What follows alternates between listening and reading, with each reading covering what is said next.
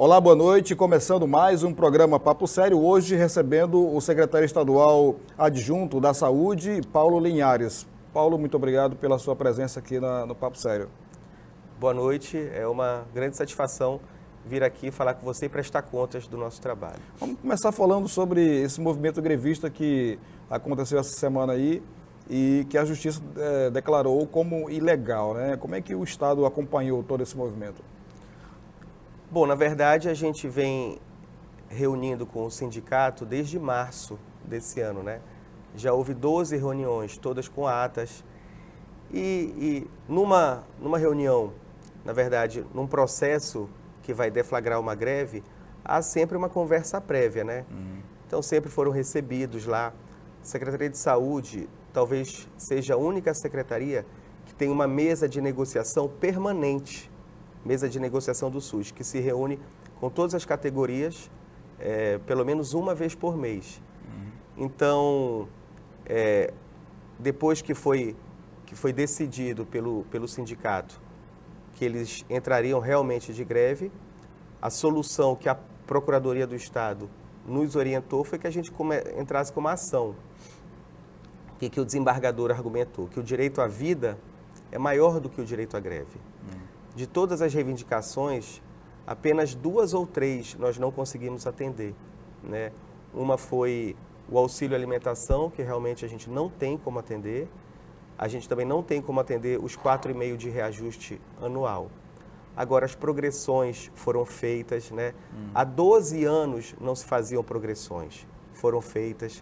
425 servidores foram enquadrados. Antigamente, tinha uma gratificação chamada GAI.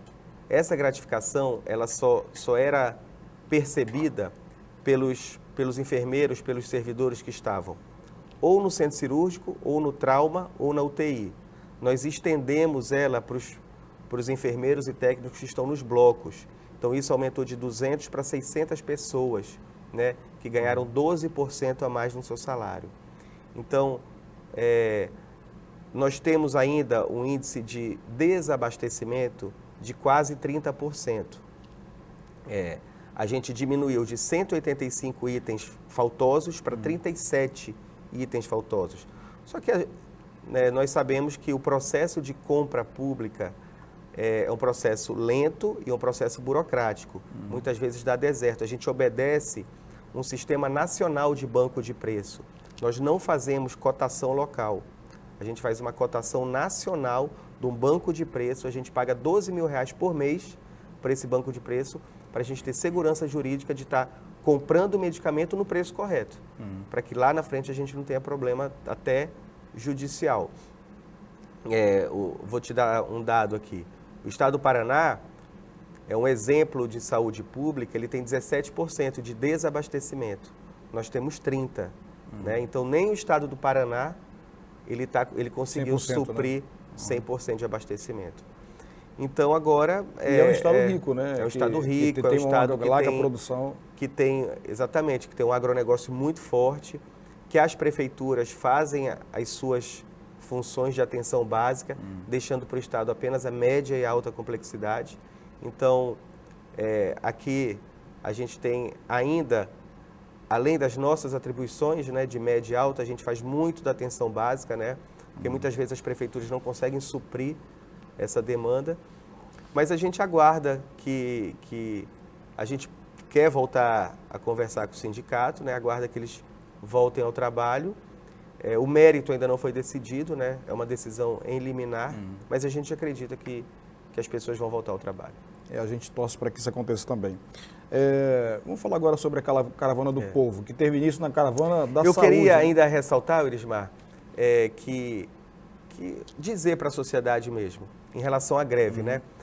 Que tem praticamente 200 pessoas que precisam ser operadas. Essas pessoas muitas vezes estão com dor, essas pessoas muitas vezes estão com câncer, o tumor está evoluindo e elas não estão conseguindo ser operadas porque não tem pessoal suficiente para fazer a cirurgia, né?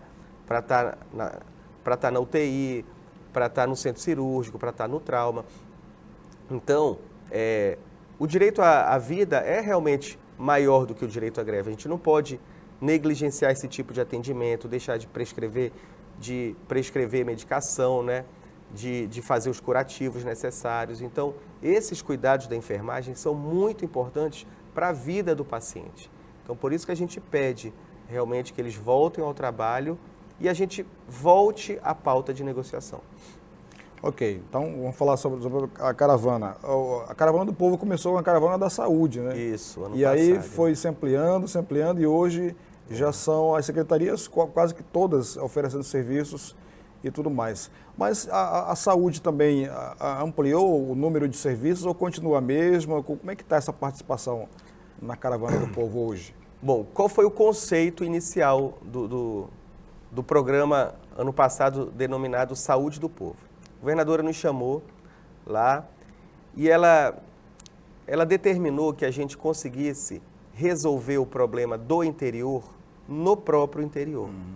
A gente tem uma dificuldade muito grande de fixar o médico especialista no interior, né? Porque muitas vezes ele tem a clínica particular aqui, ele passou no concurso para a capital, ele é um especialista, ele é mais raro do que o generalista, né? Ele tem em menos quantidade, então ele acaba se fixando por escolha própria na capital, né? Então, o que acontecia? As pessoas iam no médico lá do posto de saúde, lá do Caroebe, e aí o médico muitas vezes indicava para o especialista e ele tinha que vir aqui. Imagina, vem 400 quilômetros para marcar uma consulta, aí marca uma consulta, volta e no dia da consulta vem, se por acaso acontecer uma eventualidade do médico faltar, ele volta de novo, então ficava uma coisa assim muito dolorosa. Às vezes não tem onde ficar na capital, né? Exatamente, é um custo social até grande. Então ela falou, olha, vocês têm que pensar numa forma da gente pelo menos minimizar o sofrimento das pessoas do interior.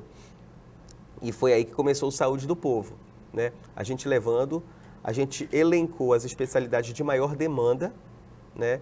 Começou a levar esses médicos para o interior e aí muitas vezes a gente resolvia o problema lá. Só não resolvia lá quando não tinha equipamento necessário para fazer, mas até pequenas cirurgias eram feitas, né? Na Saúde do Povo. E ela foi tomando corpo, né? Ela foi crescendo. É um programa permanente, né? Então, assim, que não se confunda com algo eleitoral, né? Começou em março do ano passado e toda semana ela existe em algum lugar. E é interessante, né? Que toda semana tem demanda, né? Toda semana tem demanda. A demanda da saúde é impressionante. Como você perguntou, nós aumentamos, sim, nós incluímos mais serviços da saúde. Antigamente só iam os médicos e faziam atendimento. Não. Hoje a gente leva a nossa coordenação de vigilância em saúde para fazer palestras, promoção de saúde, prevenção. A gente leva a equipe de odontologia para ensinar as crianças a escovação dentária. Então, distribuição de preservativo, palestras em relação a zika, dengue, chikungunya, malária. Então, todas essas doenças endêmicas, assim, tropicais, né, a gente leva tudo para orientar a população. Então, realmente, é um instrumento social muito forte de levar a informação, de levar o atendimento a realmente quem precisa. Eu acho que essa é a função do governo, Irismar, levar a maioria das ações públicas aonde muitas vezes as pessoas não têm acesso, né? O povo, a população, ela tem que ser o maior destinatário das ações públicas. Tá certo, então. Nós estamos conversando hoje com o secretário estadual adjunto da Saúde, Paulo Linhares. A gente volta em 1 minuto para continuar essa conversa aqui. Não saia daí, é 1 minuto só.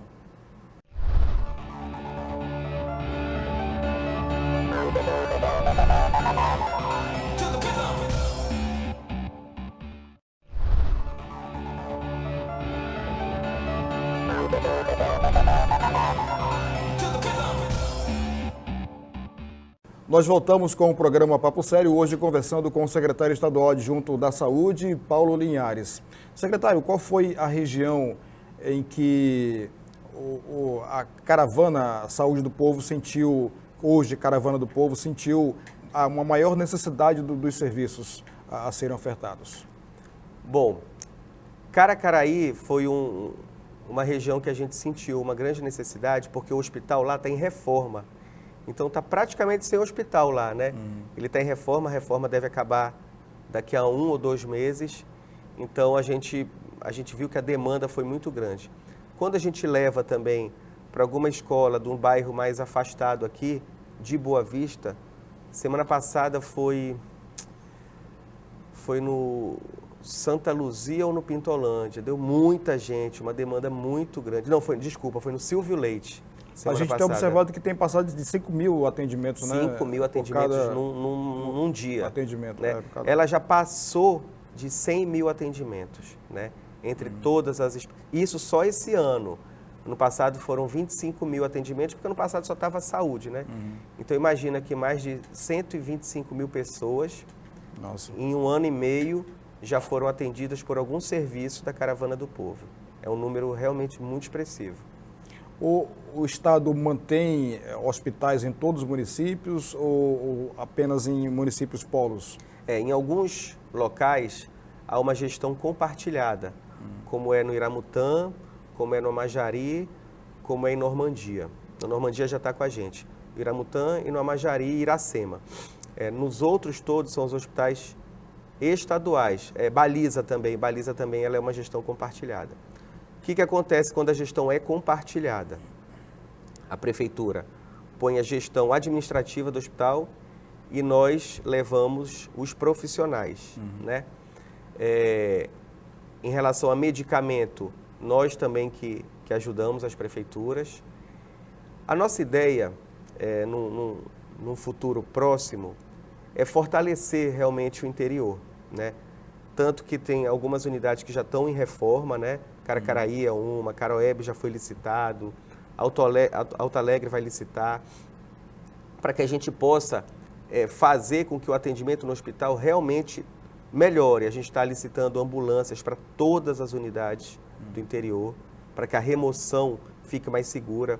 O SAMU, por mais que seja um serviço de remoção, ele não dá conta de regular todo o estado, né? Então a gente tem que ajudar o interior. Na verdade, nós somos uma capital-estado, nós somos um estado que temos municípios que precisam, que são pobres, então a gente não pode deixar o interior desassistido. A estrutura hospitalar do estado, ela não atende somente a população da capital ou do interior, por Roraima ser um país que tem 2 fronteiras aí com outros países, por exemplo, Guiana e a Venezuela, muitas vezes também a demanda de lá vem para cá, né? Como é que o Estado consegue atender essa demanda sem deixar de lado o atendimento das pessoas do Estado? Primeiro a gente tem que lembrar que o SUS é um sistema universal, né? A gente nunca pode negar atendimento a alguém. Com essa crise da Venezuela, impressionante como aumentou o número de venezuelanos atendidos. Não tem uma enfermaria na maternidade, nenhum bloco, que se você for hoje na maternidade, que não tenha pelo menos um paciente falando espanhol lá. Então, o que acontece? O secretário César já foi ao ministro da Saúde para que a gente possa, porque a gente não recebe R$1 de financiamento pelos pacientes do exterior, né?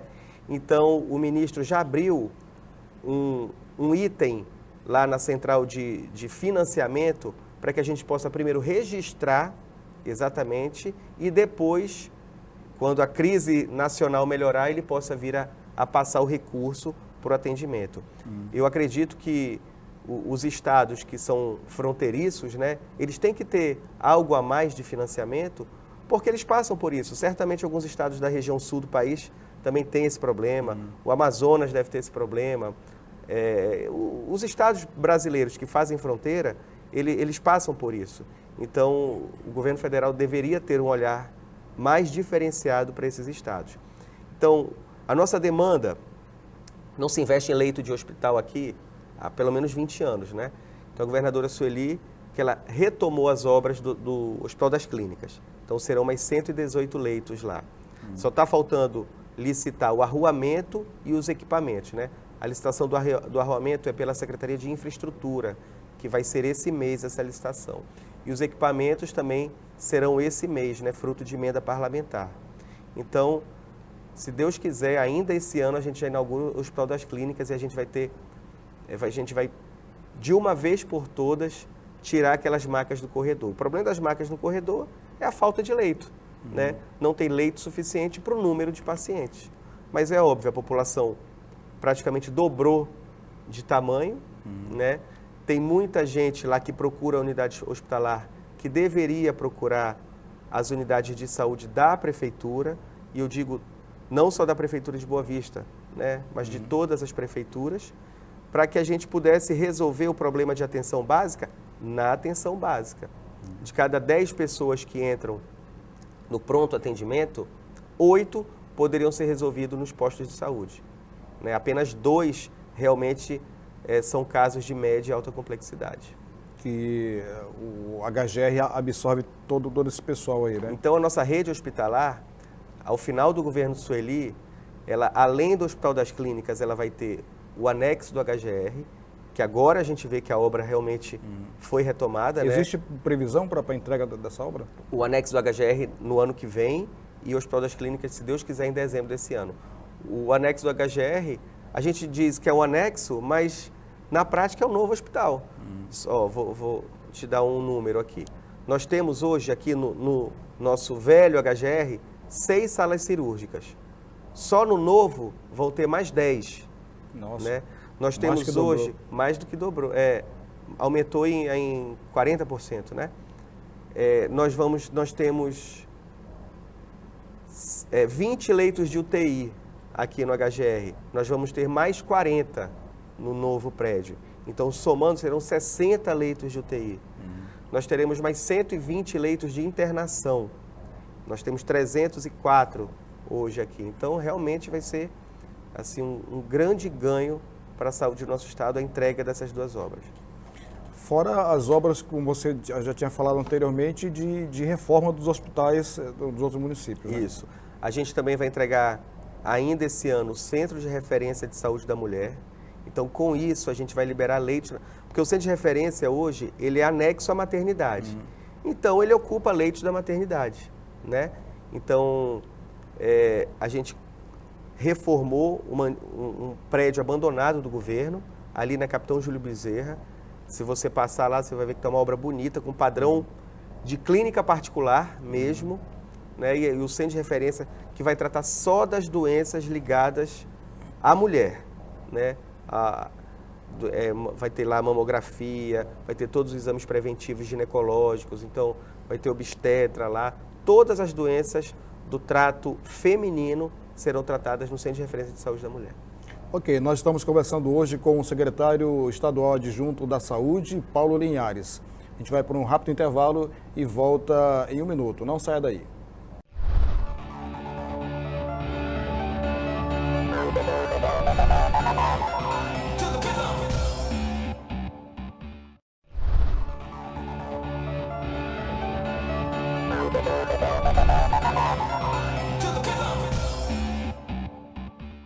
Nós voltamos com o programa Papo Sério hoje, conversando com o secretário estadual adjunto da Saúde, Paulo Linhares.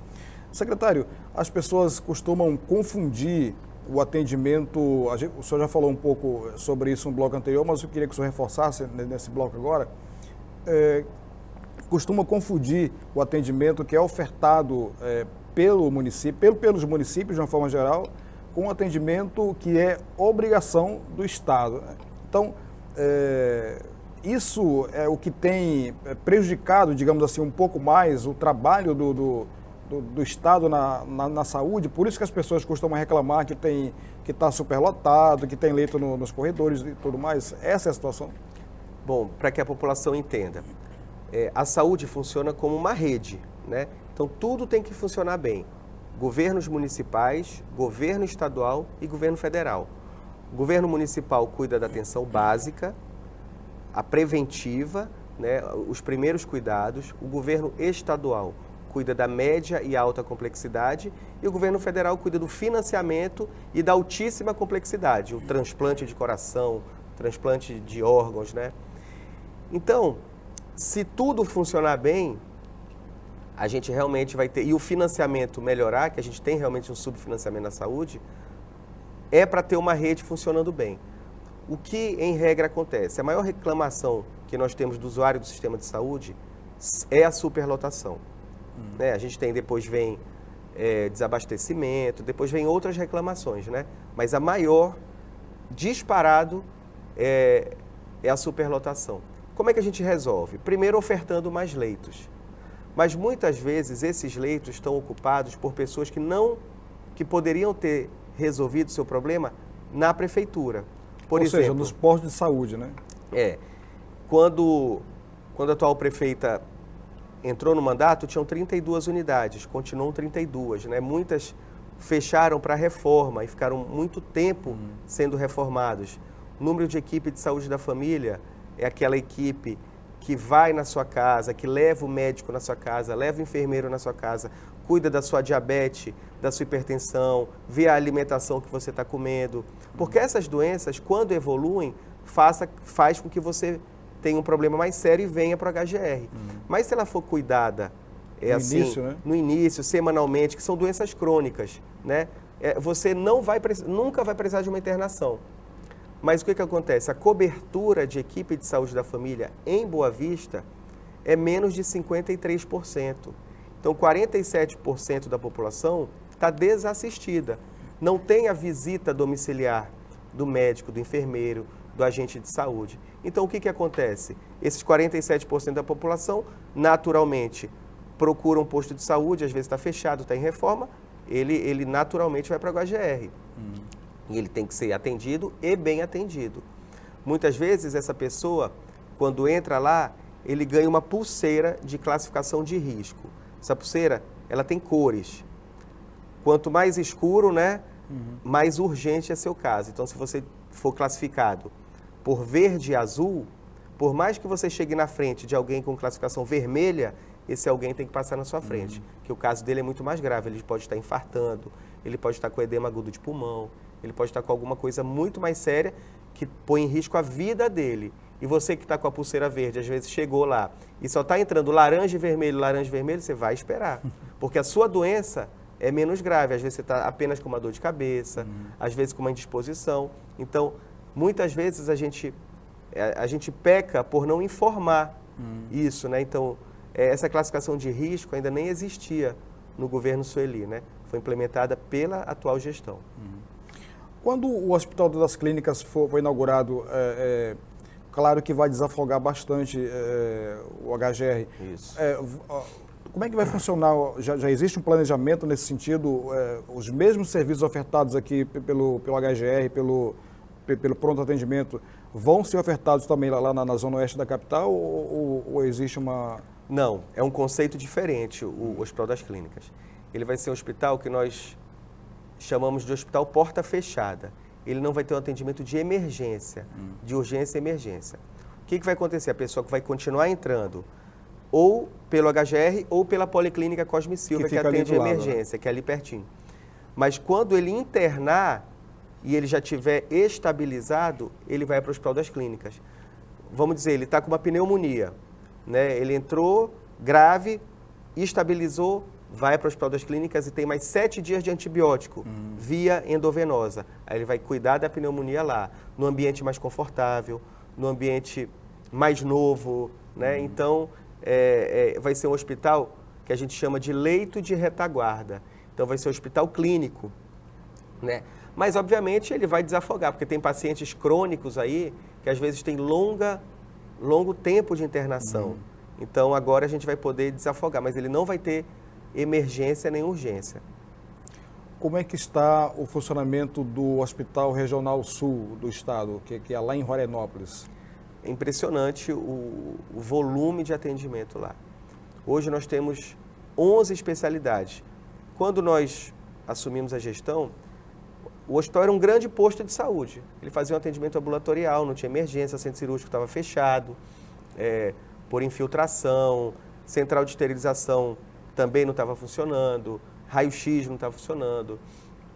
Então, houve essa reforma física lá, houve assim um incremento de médicos especialistas. Hoje nós temos 11 especialidades lá. Então, realmente é um hospital que se tornou referência na região sul do estado, né? Pacientes que têm algum problema do Entre Rios até Rorainópolis, eles ficam lá em Rorainópolis, né? A não ser quando ele precisa de um leito de UTI, que lá não tem leito de UTI, né? Aí ele tem que vir para cá. Mas assim, talvez tenha sido hoje, em relação à saúde pública, a marca do governo Sueli. É fazer o hospital de Rorainópolis funcionar, né, como um hospital. Né? Se a gente tivesse aí mais uns 2 na região norte, nesse sentido, a gente estava com alguns polos de atendimento assim, de grande valia. Bom, para finalizar, eu queria que o senhor falasse um pouco sobre essa questão dos mutirões, né, que também é novidade nesse governo. Quando é que eles acontecem? Qual que é a função deles? A função deles, basicamente, é diminuir a fila de cirurgias, né? Eles não estão acontecendo agora porque a gente precisa da equipe de enfermagem, né? Mas assim que os profissionais voltarem aos seus postos de trabalho, eles vão voltar a ocorrer. A gente tem uma demanda muito grande de ortopedia, ainda é um estado que se tornou um problema de saúde pública, a questão de ortopedia, então a gente sempre tem que fazer mutirão. De bucomaxilo, é aquele profissional que ele atua nessa região do rosto, né? Também vítimas de acidente precisam desse tipo de cirurgia. De cirurgia geral, normalmente cirurgia de hérnia e vesícula, né? Nós diminuímos bem a fila dessas cirurgias, mas é uma demanda constante. Toda semana vem alguém se acidentando, alguém quebrando um braço, uma perna, um rosto, tendo algum problema de vesícula. Então, ele sempre tem que ocorrer para a gente não deixar a fila de cirurgia ficar do tamanho que estava quando a gente assumiu a gestão. Secretário, quero agradecer a sua presença aqui no Papo Sério e dizer que tanto o programa como a TV Ativa também estamos aqui de braços abertos para recebê-lo uma outra oportunidade. Assim que tiver novidades, sinta-se convidado a retornar. Eu que agradeço, né, Eurismar, seu convite. É um programa que a gente tem orgulho de vir, porque a gente tem tempo para explicar o trabalho que a gente está fazendo. E eu acho que a prestação de contas à sociedade é o maior legado que a gente pode deixar, né, no trabalho que a gente executa. Então, toda vez que eu tiver oportunidade, assim, e for convidado, estarei aqui para prestar contas. Tá certo, muito obrigado. Nós conversamos hoje com o secretário estadual adjunto da Saúde, Paulo Linhares. Queremos agradecer a sua audiência e convidar para nos assistir no próximo programa. Até lá então e boa noite.